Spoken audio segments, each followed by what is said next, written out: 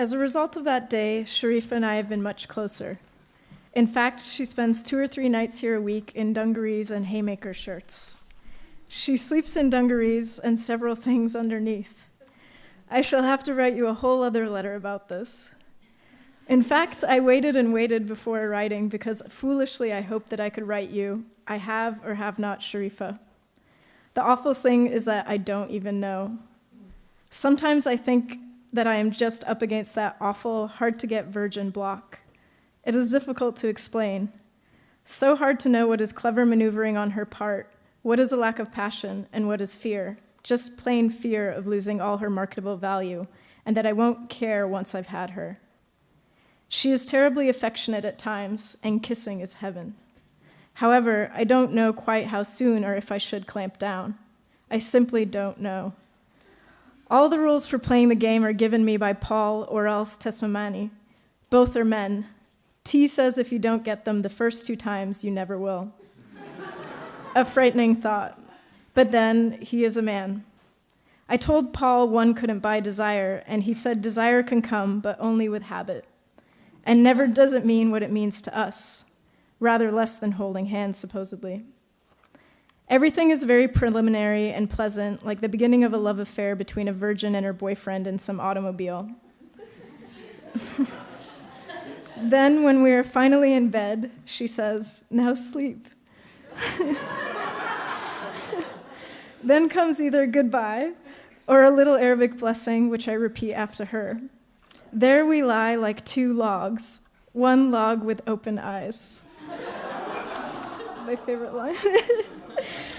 I take sleeping pill after sleeping pill. Yet I'm afraid to strike the bargain.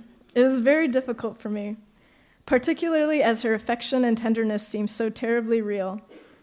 I'm not even sure that this isn't the most romantic experience, in a sense, that I have ever had, and it is all so miraculous compared to what little went on before. I hesitate to rush it, to be brutal in my own eyes, even if she would understand it perfectly. I think that love and sex, that is, tenderness and sex, beyond kissing and lay caresses, may be forever separate in their minds, so that one might be going towards something less rather than more than what one had in the beginning. Lying back, relaxing, all that which is more pleasant than the thing itself, if one is in love, and only then, is non-existent. Just quickly, okay, now we sleep, or a rush for 6 water bowls to wash the sin away. I'm not even sure I haven't in a way slept with C, because I did get Safinasu, okay, now we sleep, but it does not mean always the same thing. I am up too many trees and cannot write you all, obviously. Since I cannot seem to bring myself to the point of striking a verbal bargain, cowardice, delicacy, love, I don't know, but I simply can't, not yet. I shall have to wait until I find the situation more impossible than pleasant, until my nerves are shot and I am screaming with exacerbation. It will come, but I don't believe I can say anything before I feel that way. It would only sound fake. My hunch is she would go away saying never, then eventually come back.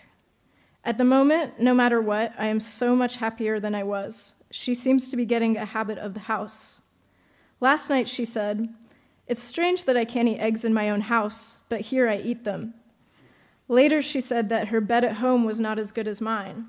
Mine, by the way, is something, lumpy with no springs, just on straw, a thin wool mattress on straw. At home she sleeps in a room with her great aunt. The great aunt on the floor, Sharifa on the bed, Natch. She's that kind. I find her completely beautiful, a little smaller than myself, but with strong shoulders, strong legs, with a good deal of hair on them. At the same time, soft, soft skin, and 28 years old. Last night we went up on the topmost terrace and looked at all of Tangier, the boats and the stars and the long curved lines of lights along the beach. There was a cold wind blowing and Sharifa was shivering. I kissed her just a little. Later, downstairs, she said the roof was very beautiful and she wondered whether or not God had seen us. I wonder.